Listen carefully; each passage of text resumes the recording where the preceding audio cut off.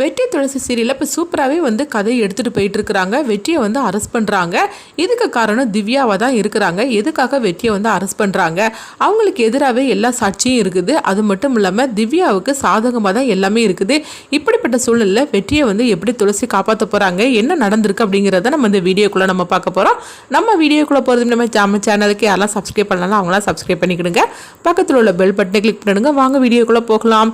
ஈஸ்வரமூர்த்தியை தான் காட்டுறாங்க. அவங்க வந்து கதிரை கூப்பிடவும் கதிரும் வராங்க. கதிர் நீ போய் வெள்ளை வேஷ்டி சட்டையும் போட்டுட்டு வா அப்படிங்கும் போது என்ன எதுக்குப்பா அப்படின்னு சொல்லி கேட்கும் போது என்னுடைய அடுத்த வாரிசாக ஒன்றை தான் நான் அறிவிக்க போகிறேன் அப்படிங்கிறாங்க. இதை கேட்டதுமே வந்து மீனாட்சி வந்து ரொம்பவே சந்தோஷப்பட ஆரம்பிச்சிருந்தாங்க. என்னம்மா சொல்கிறீங்கன்னு கேட்கும்போது ஆமாம்மா நான் வந்து கதிரை தான் என்னுடைய அடுத்த வாரிசுன்னு சொல்லிக்கிட்டு நான் அரசியலில் நான் அறிவிக்க போகிறேன் அப்படின்னு சொல்லவும் இதை கேட்டதுமே கதிர் ரொம்பவே சந்தோஷப்படுதாங்க. அதை விட மீனாட்சி ரொம்பவே சந்தோஷப்பட்டு இருக்கிறாங்க.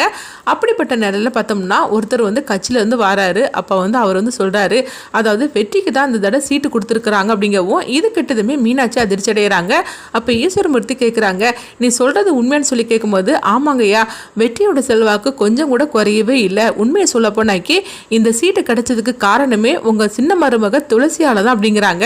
அப்படி அவங்க சொல்லிட்டு போனதுமே இங்க மீனாட்சிக்கும் கதிருக்கும் ரொம்பவே அதிர்ச்சி அடைகிறாங்க. ஆனாலும் கதிர் வந்து தன்னுடைய தம்பிக்கு இது கிடைச்சிருக்குன்னு நினைச்சு சந்தோஷப்பட்டு இருக்கிறாங்க. அப்போ வந்து அவங்க வெற்றி வந்து சொல்றாங்க, அண்ணா எனக்கு வேண்டாம், நீ ஏன் வந்து நில்லுன்னா அப்படிங்கும்போது அதெல்லாம் ஒன்றும் கிடையாது, நீ தான் அந்த தடவை எலெக்ஷன்ல நிக்க போற, அதனால என்னுடைய வாழ்த்துக்கள் அப்படின்னு சொல்லிட்டு போகவும் இதை கேட்டுட்டு மீனாட்சி வந்து ரொம்பவே எரிச்சலோட இருந்துட்டு இருக்கிறாங்க.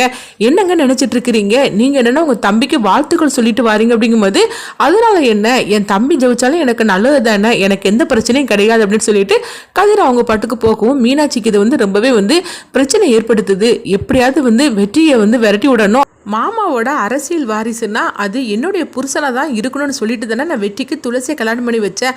ஆனால் இன்னைக்கு என்னன்னா அந்த துளசியாலேயே வெற்றிக்கு வந்து சீட்டு கொடுத்துருக்காங்கன்னு சொல்லும் போதே எனக்கு எவ்வளோ எரிச்சலாக இருக்குது தெரியுமா அப்படின்னு சொல்லிட்டு மீனாட்சி வந்து கோபத்தோடு இருக்கிறாங்க.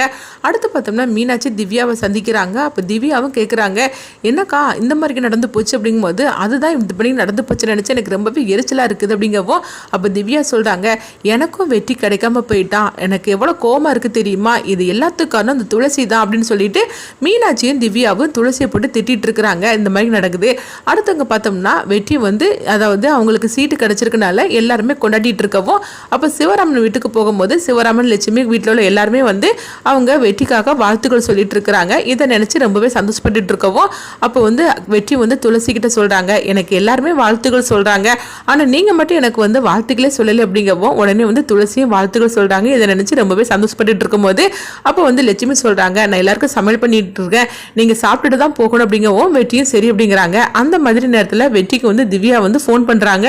அப்போ சொல்லு திவ்யா எதுக்காக ஃபோன் பண்ணேன்னு அப்படிங்கும்போது நீ உடனே நீ கிளம்பி வரலன்னா நான் வந்து என்னுடைய கதையை நான் முடிச்சுக்கிடுவேன் அப்படிங்கிறாங்க. இது கெட்டதுமே வெற்றி அதிர்ச்சி அடைகிறாங்க. இரு நான் உடனே வார அப்படின்னு சொல்லவும் அடுத்து வந்து அவங்க துளசிக்கிட்ட சொல்லி கிளம்பும் போது இப்போ லட்சுமி சொல்கிறாங்க, தம்பி நான் சமையல் பண்ணிட்டேன் சாப்பிட்டு போங்க அப்படிங்கும்போது இல்லைத்த நீங்கள் சமையல் பண்ணுங்க, நான் வந்து கொஞ்சம் எனக்கு வேலை இருக்குது அது முடிச்சுட்டு வந்துடுது அப்படின்னு சொல்லிட்டு வெற்றி அவசரமாக கிளம்பி போகிறாங்க. அடுத்து பார்த்தோம்னா திவ்யாவோட வீட்டுக்கு வராங்க. அப்போ திவ்யா வீட்டுக்கு வரும்போது திவ்யா வந்து ஒரு நாடகத்தை போடுறாங்க. அப்போ கதவை லாக் பண்ணி வச்சுக்கிட்டு இருக்கவும் அப்போ வந்து அவங்க வெற்றி வந்து சத்தம் போட்டுட்டு இருக்கிறாங்க, இங்க பாரு திவ்யா கதவை ஓபன் பண்ண அப்படிங்கும்போது நான் கதவை திறக்க மாட்டேன் அப்படிங்கவும் ஒரு கட்டத்தில் பார்க்கும்போது வெற்றி வந்து கதவை உடைச்சிட்டு உள்ள போறாங்க. அப்போ வந்து திவ்யா வந்து கையில் ஒரு கூர்மையான ஆயுதத்தை வச்சிருக்கிறாங்க. வச்சுட்டு என் கதையை நான் முடிக்க போறேன் அப்படிங்கும்போது அப்போ வெற்றி வந்து அதை வாங்கிருந்தாங்க. எதுக்காக நீ இந்த மாதிரிலாம் நீ செஞ்சுட்டு இருக்கிற அப்படின்னு சொல்லவும் அப்போ வந்து உடனே பார்த்தோம்னா அவங்க திவ்யா வந்து அழுது நாடகம் போட ஆரம்பிச்சிருந்தாங்க. அம்மா அவங்க வீட்டில் உங்க அப்பா அம்மாலாம் இல்லையான்னு கேட்கும்போது அவங்களாம் ஊருக்கு போயிருக்கிறாங்க அப்படின்னு சொல்லவும் சரி நீ ஏன் இப்படிலாம் பண்ணிட்டு இருக்கிற அப்படிங்கும்போது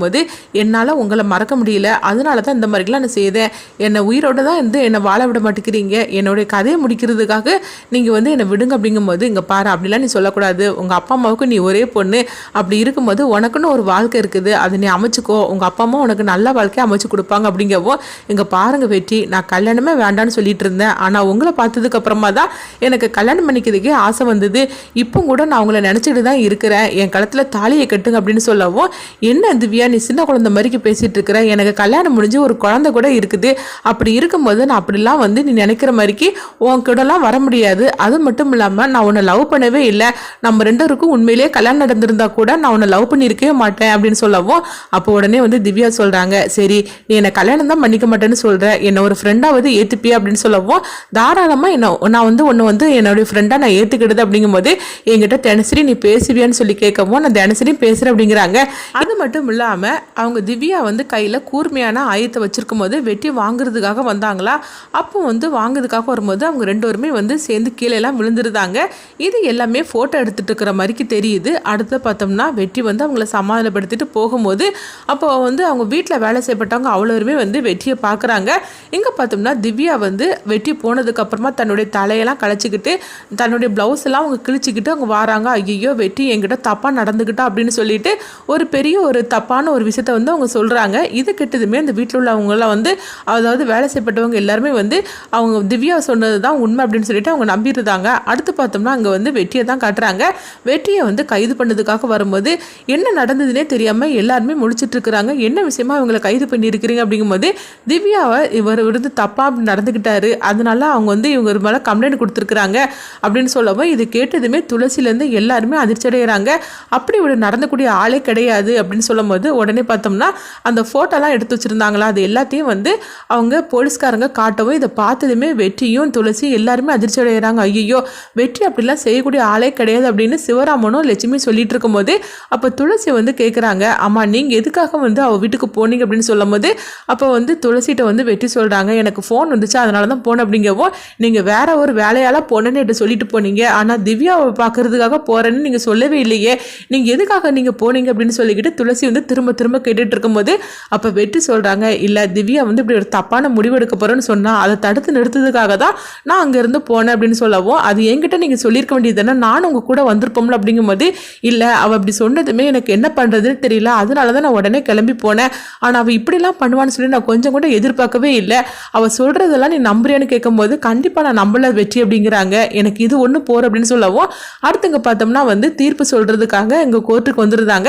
அப்போ கோர்ட்டில் நீதிபதி சொல்கிறாங்க, அதாவது உங்களுக்காக வாதாடுறதுக்குன்னு யாருமே கிடையாது, அதனால நான் உங்களுக்காக வந்து நான் தீர்ப்பு சொல்ல போகிறேன் அப்படிங்கவும் உங்களுக்கு எதிராக தான் எல்லா ஆதாரமும் இருக்குது அப்படிங்கவும் வெற்றிக்கு என்ன பண்ணுதுன்னே தெரியல. அடுத்து பார்த்தோம்னா நீதிபதி வந்து உங்களுக்காக வாதாட யாருமே வரல அப்படிங்கும்போது உடனே துளசி வந்து சொல்கிறாங்க, நான் வந்து வெற்றிக்காக நான் வாதாட வரேன் அப்படிங்கிறாங்க. இது கிட்டதுமே வெற்றியின் அப்புறமா சிவராமன் லட்சுமி எல்லாருமே சந்தோஷப்பட ஆரம்பிச்சிருந்தாங்க. அடுத்தங்க பார்த்தோம்னா மீனாட்சி வந்து அதிர்ச்சி அடைகிறாங்க, என்னது துளசி வந்து வெற்றிக்காக வாதாட போறாளா, அது நடக்கவே கூடாது, அப்படி துளசி மட்டும் வாதாட வந்துட்டாக்க சும்மா இருக்க மாட்டாள் அப்படின்னு மீனாட்சி வந்து நினைக்கவும் அப்போ வந்து துளசி வந்து நீதிபதிகிட்ட எனக்கு கொஞ்சம் டைம் கொடுங்க அப்படிங்கும்போது உடனே அவங்களும் ஒரு டைம் கொடுக்குறாங்க. அடுத்து பார்த்தோம்னா துளசி வந்து வெற்றிக்கிட்ட அன்னைக்கு என்ன நடந்துச்சுன்னு சொல்லிக்கிட்டு எல்லாமே விவரமாக கேட்டுக்கிட்டுதாங்க. அடுத்து பார்த்தோம்னா அவங்க திவ்யாவை விசாரிக்கிறதுக்காக போகும்போது திவ்யா சொல்கிறாங்க, இங்கே பாரு என்கிட்ட ஒன்று நீ பேச வேண்டாம், நான் ஒன்றும் உங்ககிட்ட எதுவும் பதில் சொல்ல விரும்பல அப்படிங்கும்போது, அப்படியா சரி கோர்ட்டில் வச்சு நான் கேள்வி கேட்டோம்னா அதுக்கு நீ பதில் சொல்லி தானே தீரணும் அப்படின்ட்டு துளசி அவங்க பாட்டுக்கு போகவும் அடுத்து பார்த்தோம்னா மீனாட்சியும் திவ்யாவும் ஒருத்தருக்கு ஒருத்தர் பேசிக்கிட்டு தாங்க.